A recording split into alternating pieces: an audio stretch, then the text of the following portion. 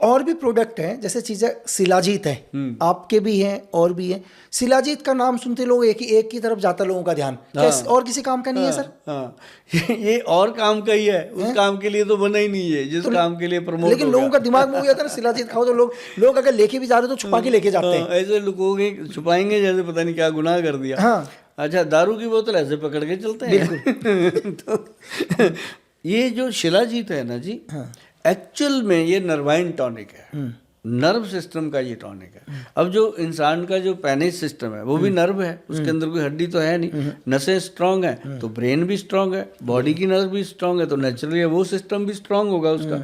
तो शिलाजीत जो है, एक तो इसको सर्दी में कहा गया लेना, अच्छी बात है। और एक इसके लिए ये था, बड़ा बैरियर खड़ा कर रखा था कि लेडीज ही नहीं खा सकती। भाई क्यों? ये महिलाओं के लिए फिर हमारे जो वैद्य हैं, विद्वान, जब आप किसी से बात करते हैं ना तब बातें निकल के आती हैं। तो बात करी, वो कहते हैं गोयल साहब अश्वगंध, शतावर और शिलाजीत मिला के लेडीज को दो, बैक पेन ठीक होगा, उनका जो बार बार लिकोरिए का प्रॉब्लम है ठीक होगा, बॉडी में जो बैक में हर वक्त खड़ के उन्होंने काम करना है, कपड़े धोने निचोड़ने, ये सब दुखता रहता है, सब ठीक होगा। तो मैंने सचमुच इस फार्मूलेशन को गवर्नमेंट से अप्रूव करवाया जी। अश्वगंध, शिलाजीत दोनों ली मैंने 45 mg और 10 mg उसमें शिलाजीत मिला के। शिलाजीत भी हम सूर्य तापी यूज़ करते हैं, जो पत्थर को सूरज की तपश में रख के जो बूंदें टपक जाती हैं वो। तो मतलब जब हमने दिया लेडीज़ को, वो तो कहती भाई साहब कमाल हो गया, उनके हस्बैंड बड़े खुश हो गए, कहते सर ये तो बिल्कुल सो गई थी, ये तो हाथ लगाने पे चीख के मारती थी, अब तो इसके रोमांस सिस्टम खड़े हो गए हैं अंदर से। तो मतलब ये चीज़ें जान डालती हैं जी शरीर में। ये लोगों ने जो सोच रखा है ना शिलाजीत ये है वो ना, शिलाजीत लेना है असली। अब असली का एक पहचान बताता हूँ जी मैं आपको।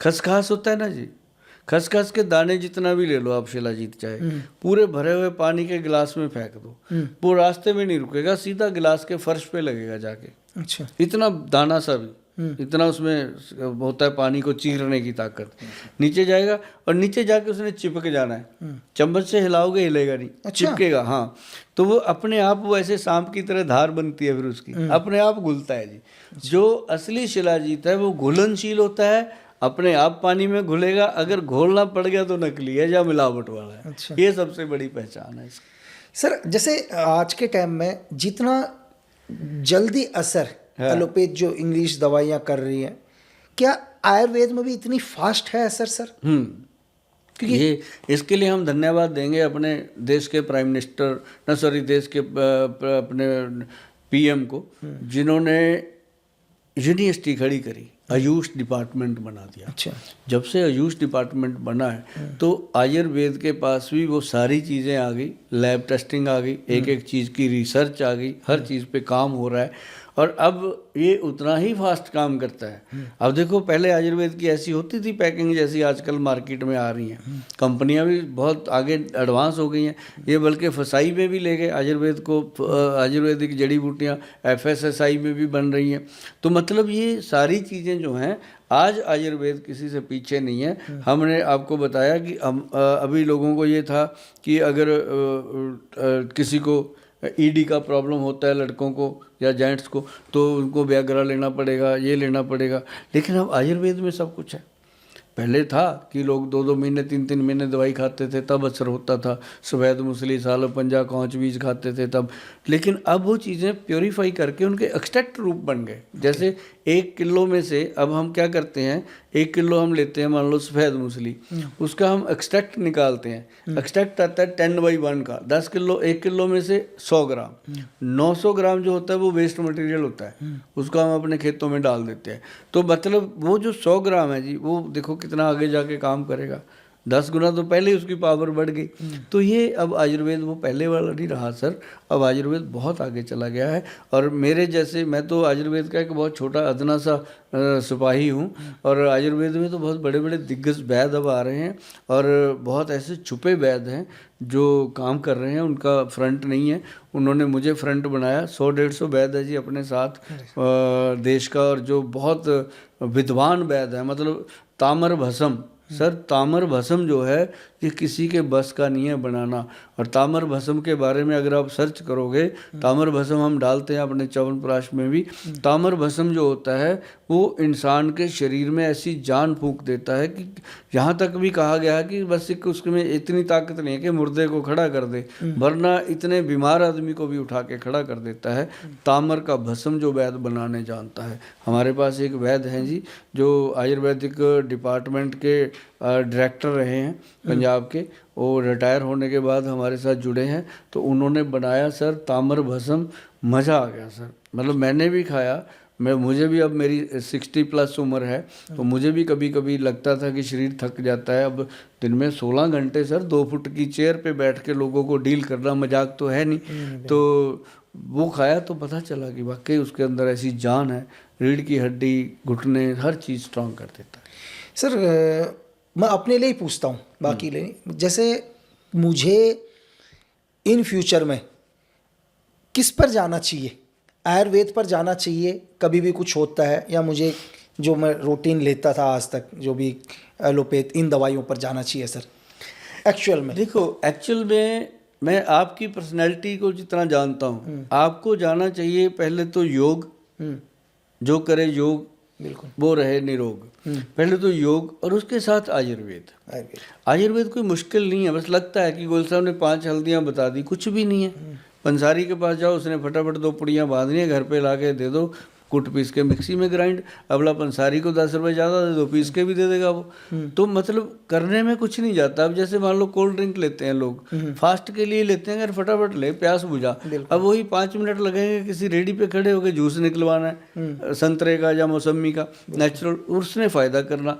तो बस इतना सा ही काम है। आपको मैं बिल्कुल ये बात बाई रिक्वेस्ट भी कहूँगा कि आप हमारे देश की धरोहर हैं, तो आप आयुर्वेद में रहेंगे, मेरे लायक जो सेवा होगी हम करेंगे। अदरवाइज आप इसमें जाएंगे, आप तो वैसे ही उत्तराखंड तो वैसे ही आयुर्वेद है, आप उधर जाएंगे तो बहुत बढ़िया रहेगा आपको। नहीं बिल्कुल। और सर देखिए, मुझे भी है, मुझे पता है कि आपका समय बहुत व्यस्त होगा, क्योंकि पिछले बार मैंने क्या हुआ था, एक इंटरव्यू लिया था पॉडकास्ट, और मैं ये बताना चाह रहा था उनके माध्यम से गोल्ड में कितने फ्रॉड हो रहे हैं इस देश में। तो मेरे तो मेल भर गया सर।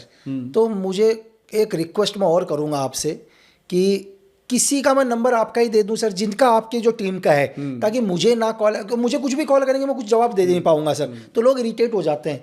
तो आप ही के कोई ऐसे इंसान होंगे जिनका मैं नंबर दे सकूं और बहुत सारे लोग कॉल करें ताकि उनकी मदद हो जाए सर।